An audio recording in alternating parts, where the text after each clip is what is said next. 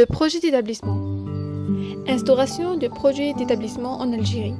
Afin de moderniser la gestion des établissements de santé, la note 1 datant du 16 avril 2014 est relative à la mise en œuvre du projet d'établissement de bureau de bord et des indicateurs de gestion permet au questionnaire de se doter des moyens de suivi et d'assurer une correction des activités programmées afin d'éviter les imprévus liés aux erreurs de gestion.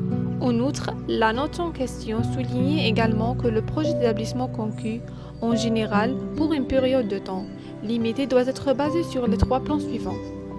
Plan d'action d'assainissement des carrières des professionnels de santé, plan d'action d'assainissement financier et plan d'action de la facilitation de l'accès aux consultations externes et aux soins au sein de la structure hospitalière.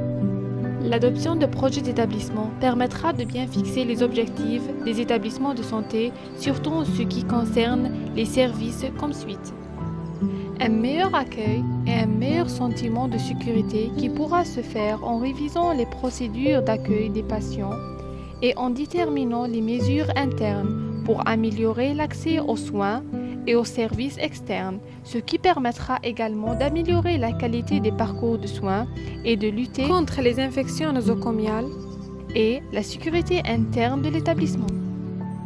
Mobiliser les professionnels de santé en améliorant la gestion des carrières des professionnels de santé et veiller aussi à améliorer les conditions de travail ainsi que le confort de l'équipe de garde et développer la gestion prévisionnelle des métiers et des compétences afin d'assainir la carrière des professionnels de santé. Assurer une efficience au service des patients par la mise en place d'un système d'information interne. Cette démarche se traduit par l'amélioration de la modernisation et de la structure logistique hospitalière et des structures de santé, ce qui nécessite une mise en place d'un plan de maintenance et améliorer le contrôle interne afin d'assurer une équipe budgétaire basée sur l'assainissement financier, le développement des indicateurs de gestion ainsi que la mise en place des tableaux de bord. La politique majeure de projet.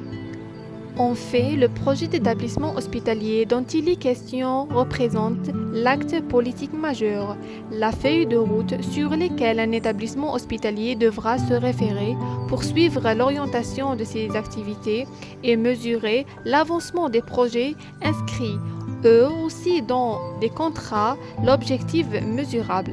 Le projet d'établissement se fait l'objet de consultations interne entre responsables des différents services médicaux, administratifs et techniques avant d'être négocié avec la tutelle pour son approbable durée de projet entre 3 à 5 ans. Les principaux fondamentaux. Projet centré sur les besoins des patients, un outil de planification stratégique, une démarche de communication et de concertation, un moyen pour accroître l'autonomie des établissements, un document administratif juridique de référence, un outil de recherche permanente de qualité. Premièrement, un outil de planification stratégique. Définir une vision claire et partagée, comprendre l'environnement actuel, le remettre en question, définir la mission et les objectifs de l'hôpital, maîtriser les moyens et les ressources, garantir un développement harmonieux de l'hôpital. Deuxièmement, une démarche de communication et de concertation, comité de pilotage, cellule permanente, groupe de travail.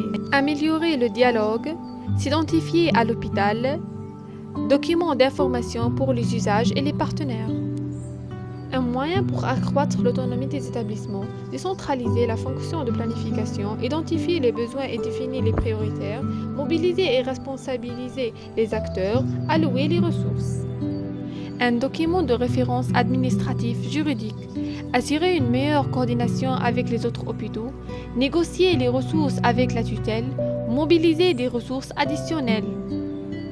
Un POH n'est pas un catalogue d'objectifs et réalisés, une compilation de projets de service, un projet concurrent par rapport aux autres établissements de santé, un ouvrage confidentiel réservé à un petit moment, le projet de directeur. La structure de PEH. Le PEH définit les axes de développement de l'institution ainsi que les actions à mettre en place qui devront être réalisables en nombre limité, inscrits dans un calendrier précis pouvant être évalués. Les volets proposés le plus souvent: le projet médical, le projet de soins, le projet managériel, le projet d'investissement et de maintenance, le projet de système d'information, le projet social et le projet qualité. Le projet médical, épine dorsale de POH dont découleront les autres volets, il doit notamment définir les besoins futurs des services, les modifications projetées au terme des modèles de services et de techniques, les niveaux attendus du service, de performance et de capacité. Le projet de soins. Le projet de soins est très lié au projet médical et traite plus spécifiquement les capacités relatives à l'organisation des besoins à mettre en place autour du projet médical. Il doit définir l'organisation des tâches afin de mettre en adéquation les besoins de soins des usagers et les moyens existants, personnels, matériels, locaux. Il sous-tend la mise en place d'outils, par exemple dossiers patients, et la description des procédures et protocoles afin de garantir des soins de qualité, réfléchis et individualisés. Les protocoles et les transmissions sont historiquement décrits dans le projet de soins, mais il s'agit enfin d'un travail pluridisciplinaire entre médecins, infirmiers et les autres professionnels soignants. Le projet manager. Le projet manager prend en compte les aspects de gouvernance, de leadership et de gestion interne dans le but de mettre en œuvre les projets décrits dans le projet médical et le projet infirmier. Il traite notamment des aspects juridiques, des procédures de gestion, des ressources humaines, des aspects financiers et comptables, des aspects logistiques hôteliers. Le projet d'investissement et de maintenance. Le projet de maintenance découle des autres volets de POH et non l'inverse. Il doit répondre d'un part aux besoins pour mettre en place la stratégie et d'autre part la maintenance et la rénovation de parcs d'équipements. Le projet de système d'information. Il concerne notamment l'informatisation de la gestion et définit un schéma d'information et d'informatisation en termes de fonctionnalités et logiciels et des moyens. Le projet social. Le projet social prend en compte notamment les conditions de travail du personnel et l'ensemble des mesures contribuant au mieux-être des salariés. Le projet qualité. La gestion des risques et qualité de soins dans l'organigramme de l'établissement pour des objectifs. La sectorisation de la gestion du risque de soins, gestion de la sécurité et santé au travail, les analyses des événements indésirables graves liés aux soins, les indicateurs et leur utilisation pour l'amélioration de la qualité d'hygiène et sécurité des soins.